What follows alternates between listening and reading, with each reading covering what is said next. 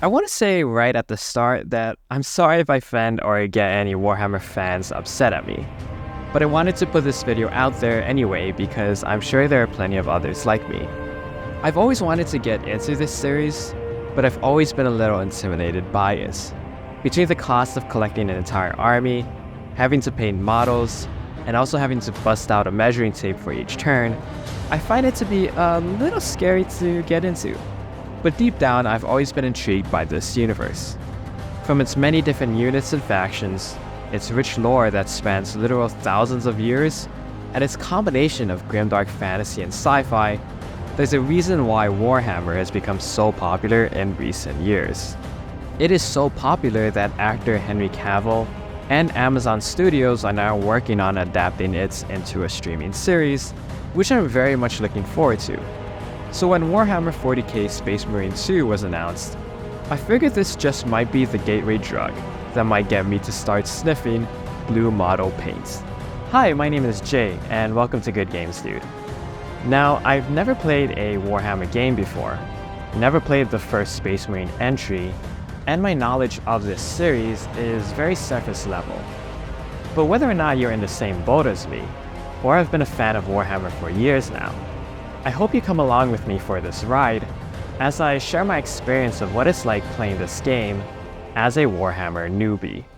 What initially drew me to Space Marine 2 was its breathtaking visuals. Game technology and hardware have become so advanced now that it's mind-boggling that we can now fit hundreds of enemies and AI characters on screen and not set Xboxes and PCs on fire while doing so. It's a technology that is so advanced that it's hard to really find any other game that's able to do anything similar. And as a big fan of the Gears of War trilogy, the trailers and gameplay footage immediately reminded me of those games with its fast-paced third-person shooter action and its gory combat. But deep down, there is a lot going on, with multiple different modes, an intriguing story campaign, and complex world building that is all a lot to take in for someone new. I'll be coming at this as someone who's a die-hard gamer, but also as someone who's still brand new to this series, but looking to get into it. While I may not currently be painting my own models, nor collecting my own armies, join me as I talk about whether or not Warhammer 40k Space Marine 2 is a good entry point for newcomers.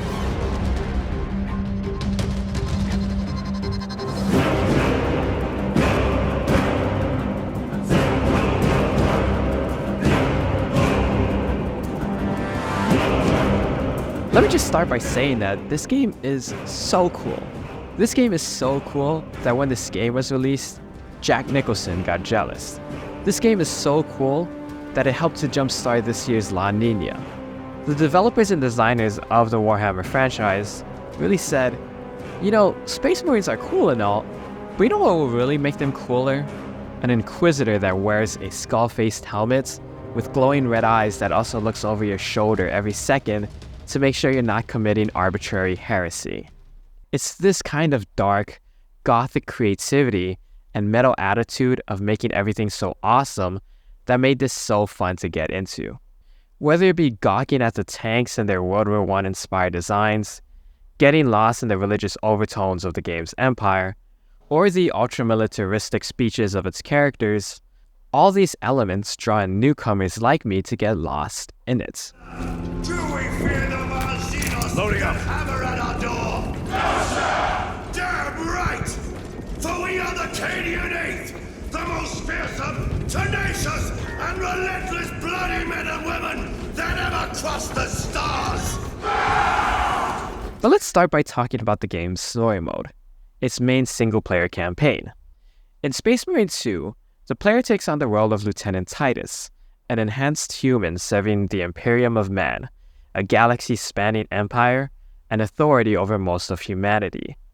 But as this empire faces threats from the outside thanks to a swarm-like alien species known as the Tyranids, it's also facing threats from the inside, with other sects splintering off and sowing division inside the empire. So what starts as a simple operation to defend the empire against the invading Tyranids quickly turns into a plot to find the traitor within. I found this deeper story of suspicion, questionable loyalty, and classified missions added so much more to the game, where I didn't know who to believe and who was really the bad guy in all of this. And it also touched upon deeper themes that I wasn't expecting the game to hit, like themes of loyalty, blind devotion, redemption, and trust. Brother, do not keep us in the dark. It is not your concern. You criticize the captain for withholding intelligence, and yet you treat us to the same evasive obscurity. Stray words have cost me dearly. So you do not trust us? Brothers, calm yourselves, lest you face the chaplain's censure. But combat is where this game shines. I mentioned earlier the game's technical prowess and how it's able to load so many enemies on screen. Thankfully, this isn't just some one-and-done magic trick, but is used multiple times to great effect. And the game does fulfill that Space Marine fantasy, as players can go from shooting massive machine guns to swinging a chainsword or hammer, all at the press of a button.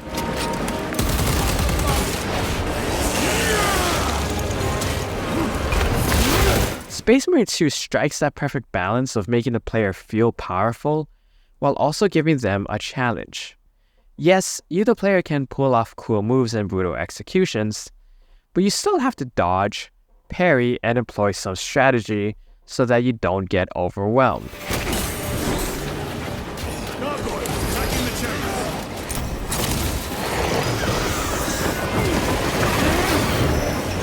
The game's lore doesn't get too deep, with some of the other factions in the series being absent. I think that this is smart, as it's not too lore heavy for those who are new and don't want to get too overwhelmed.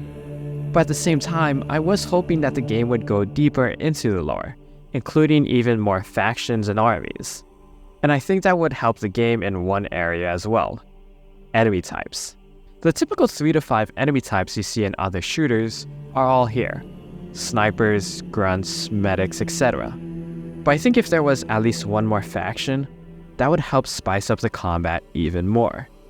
As it is right now, players get into a familiar rhythm in combat by the 4th mission, where players will typically focus on targeting the snipers or the medics in the back with their guns, then kill the grunts approaching them with their swords or hammers. Space Marine 2's story mode is the core experience of the game, and thankfully the action and plot carry a heavy punch. There is so much action and chaos going on, and over-the-top scenes and music that this would all fit perfectly in a Zack Snyder movie. Thankfully, it also captures the magic of Warhammer, as it all shows the relentless and oppressive nature of this franchise.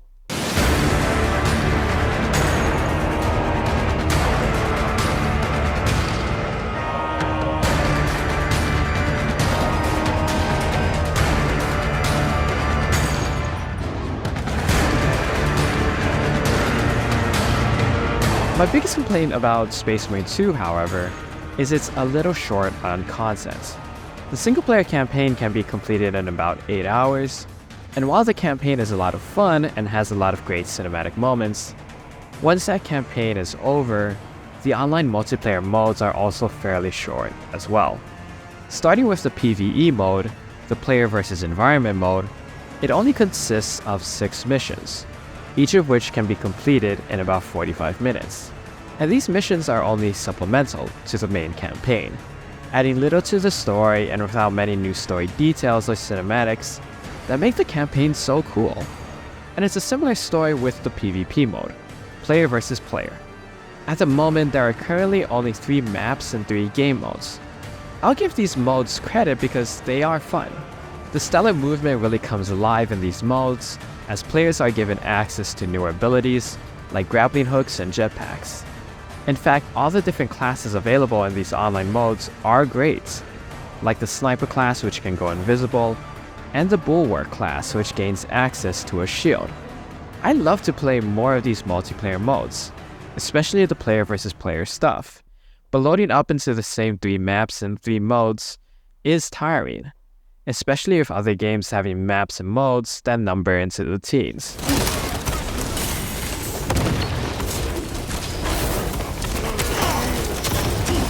Granted, the developers do have plans to add more maps and modes in the future, but I wonder if that will be too late, as I think there might not be enough to keep this game competitive alongside other big multiplayer titans. I loved every single minute of this game. I only wish that there was more of it.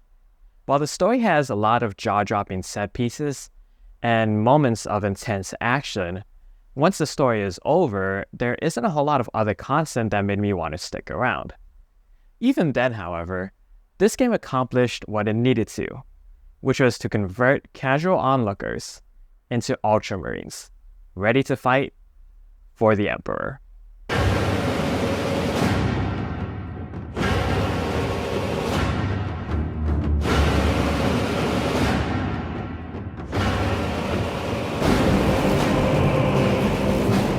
I can't speak for certain whether or not this will absolutely please die-hard Warhammer fans, but I can say that this game is great for those looking to dip their toes into this universe. You don't have to have played the first Space Marine game, and you don't have to know a lot about the franchise in order to enjoy this entry. There is one other feature I wish was added to this game, which is some sort of lore wiki that could help explain certain terms and concepts for newcomers. That would have been a great help, as it would have been so convenient to have official lore entries right in the game, right then and there, that players can read through, rather than having to look up that information online. Either way, Warhammer 40k Space Marine 2 may not be as content-rich as I was hoping for outside of the main campaign, but that doesn't mean it's not a blast to play. When you play this, grab a few friends, whether they be Warhammer experts or Warhammer initiates, and get lost in the sauce, as Warhammer 40k Space Marine 2 gets a 4 out of 5. Thank you so much for watching. If you like this video, feel free to like and subscribe, and leave me a comment down below telling me what are some other Warhammer things I should check out. Whether it be a book, comic, video game, or starter kit, I'm more than excited to jump into this. New videos come out every week, so come back soon for even more on the best that video games have to offer.